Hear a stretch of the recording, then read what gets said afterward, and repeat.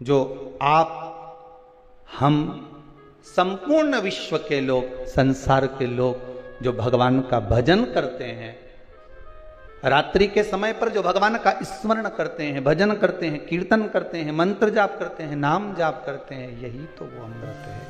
यही तो और कोई अमृत दूसरा है ही नहीं, और कोई दूसरा अमृत है ही नहीं। अमृत यदि है तो केवल एक भगवत नाम का ही अमृत है।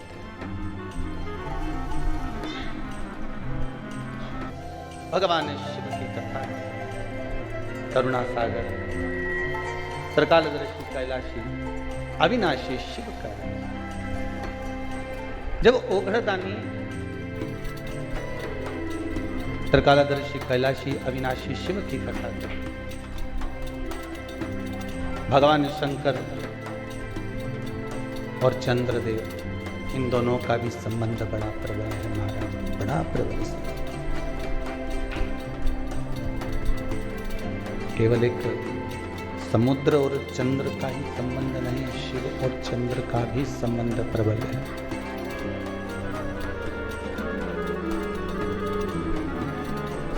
एक बात ध्यान रखिए, समुद्र का सबसे बड़ा गुण यही है कि वो घटते हुए चंद्र को देखकर दुखी होता है और बढ़ते हुए चंद्र को देखकर प्रसन्न होता है। सबसे बड़ी प्रसन्नता ही जब व्यक्ति के जीवन का अहंकार, अभिमान निकल जाता है, तो ये विश्वास मानिएगा कि आपके भीतर से विष निकल गया। क्या निकल जाना चाहिए? अहंकार।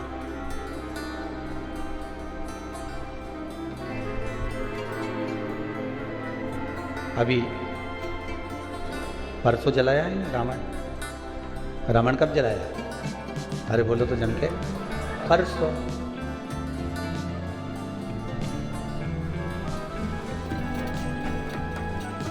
कोई कह रहा था रावण दुराचारी था, ठीक है, पापी था, ठीक है,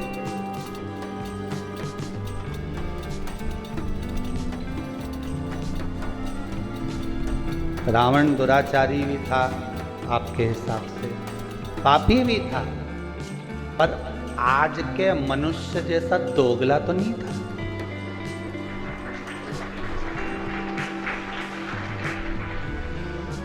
तो पापी था अपनी जगह पर, वो दुराचारी था अपनी जगह पर दोगला नहीं था। आज के जमाने में तो मालूम ही नहीं पड़ता, रावण के 10 मुंह थे वो तो दिखते थे। आज के जमाने में व्यक्ति के कितने मुंह है नजर ही नहीं आते, वो दिखते ही।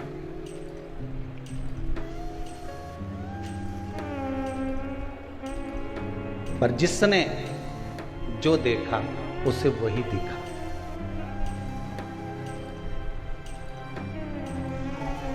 रावण ने माता सीता का तो स्पर्श भी नहीं करा जब तक लंका में मां जानकी रही, पर आज तक भी अगर पुतला जलता है तो वो रावण का ही जलता है। पुतला सही मायने में जलना था तो दुर्योधन और दुशासन का जलना था, जिसने तो चीर खींच दिया था।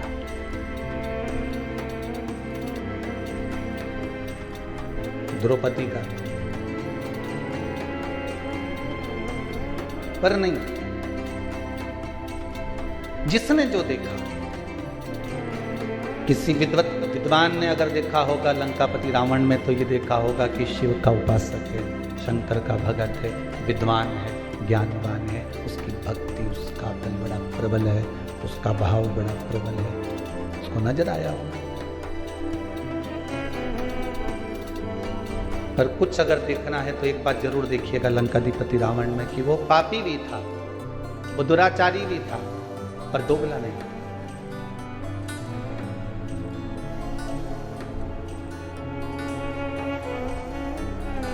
जो किया, राम जी सम्मुख में है रावण के, और कितना सुंदर बात है महाराज जी,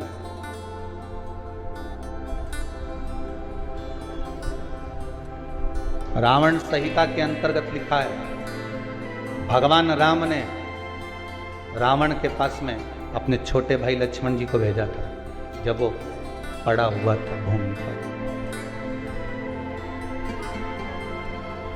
किसको भेजा है? लक्ष्मण जी। लक्ष्मण जी ने पूछा, भैया आप मुझे क्यों भेज रहे हो, किस लिए भेज रहे हो, क्या कारण है मुझे यहाँ भेजने का, और भेजना भी है आपको तो ये कहाँ भेज रहे हो? वो लंकाधिपति रावण के पास में, वो लंकेश के पास में, वो लंकाधिपति रावण के पास में मुझे भेज भी रहे हो तो कहाँ भेज रहे हो? जरा विचार करिए, कहाँ जा रहे हो? राम जी ने कहा, सुन लक्ष्मण, तुझे मैं जो भेज रहा हूं, तुझे जो मैं प्रदान कर रहा हूं, भेज रहा हूं, वो एक द्रोही रावण के पास नहीं भेज रहा हूं, एक द्रोही रावण के नजदीक मैं तुझे नहीं भेज रहा हूं। मेरे राम कहते हैं, लक्ष्मण मैं आपको भेज रहा हूं तो एक विद्वान,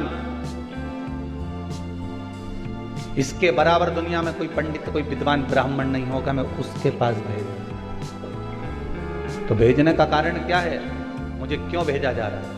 तो लंकाधिपति रावण ने लक्ष्मण को जो ज्ञान दिया, रावण संहिता के अनुसार आप कभी पढ़ेंगे तो उसमें स्मरण आएगा। आप मुझे क्यों भेज रहे हो? मेरे राम कहते हैं कि जाओ लक्ष्मण, एक बार विद्वान इस लंकाधिपति रावण के चरणों में जाकर पूछो जरा कि क्या चाहता है, उसकी इच्छा क्या है। थोड़ा ज्ञान की बातें करिए आप। लक्ष्मण जी गए और रावण के पास में सिर के पास जाके खड़े हो गए। रावण ने देखा कि लक्ष्मण आए तो रावण ने अपना मुंह फेर लिया इधर। अब इधर मुंह फेरा तो लक्ष्मण जी को गुस्सा आ गया। लक्ष्मण जी दौड़कर फिर भैया के पास में गए, क्या भैया कहाँ भेज दिया आपने उस रावण के पास में, लंकाधिपति के पास में? इतना अहंकार उसको कि मुझे देखकर उसने मुंह फेर लिया। तो राम जी ने कहा, लक्ष्मण एक बात बता, गुरु जी के पास ज्ञान लेने जाते हैं तो उसके चरणों में बैठते हैं, तू उनके सिर पे बैठते हैं? लक्ष्मण जी बोले, उनके चरणों में बैठते हैं। तो तू रावण से ज्ञान लेने गया था तो चरणों में खड़ा था कि सिर पे खड़ा था? लक्ष्मण बोले, मैं सिर के पास खड़ा था। राम जी बोले, अब चरणों में जाके खड़े हो, जाओ चरणों में जाओ। और रावण के चरणों में जैसे ही लक्ष्मण जी गए, तब रावण ने लक्ष्मण जी को बुलाया और बुलाकर कहा, लक्ष्मण जी ने पूछा, आपकी कोई अंतिम इच्छा हो, प्राण छूटने वाले हैं, आपके प्राण जाने वाले हैं, नाभि में अमृत सूख चुका है, बाण लग चुका है, आप मरने वाले हो, कोई आपकी इच्छा हो तो जरूर बताना। रावण मरते मरते भी एक सत्कर्म करते हुए चले गया। शायद दुनिया के लोग उसका वर्णन करें चाहे नहीं करें, पर पूर्णिमा शिव महापुराण की कथा तो इस प्रसंग को अपने जीवन में उतार कर रखना कि मरते मरते रावण एक सत्कर्म कर कर चला गया और लक्ष्मण जी से कहकर चले गया कि हे लखनलाल, मेरे राघव जी से विनती करना, मेरे राम जी से विनती करना कि मेरे जितने राक्षस मरे, ये तो मेरे राम जी और लखनलाल जी और उनकी सेना के द्वारा मरे हैं। जो राम की सेना के द्वारा मरे हैं, या राम के द्वारा मरे हैं, या लखनलाल जी के द्वारा मरे हैं, उनके द्वारा मरे हुए मेरे सारे राक्षस तो उनके हाथ से मर मर के बैकुंठ चले गए, पर इतने सारे बंदर ये हमारे हाथ से मरे हैं, इनको बैकुंठ मिलेगा क्या जो हमारे हाथ से मरे? तो लखनलाल जी, आप राघव जी से विनती करना कि मेरे प्राण आज दशहरे पर छूटे हैं, पर पूर्णिमा तक इंतजार करना, मेरा अंतिम संस्कार तब करना जब ये बंदरों को भी कुछ अच्छा पद प्राप्त हो जाए, इन बंदरों को भी अच्छा पद प्राप्त हो जाए। रावण का शव पड़ा रहा, मंदोदरी बिलखती रही, रोती रही, विभीषण बात और संवाद राम जी से करते रहे, पूर्णिमा तक पड़ा रहा। तब अंत बिंदु क्या हुआ? जब पूर्णिमा का चंद्र आया, तब राघव जी ने कहा, ए चंद्रदेव, आप शंकर जी के मस्तक पर विराजमान हो, कृपा करो, इन रावण के साथ वालों का उद्धार तो मेरे हाथ से मरते से ही हो गया, बस इतनी कृपा और कर दीजिए।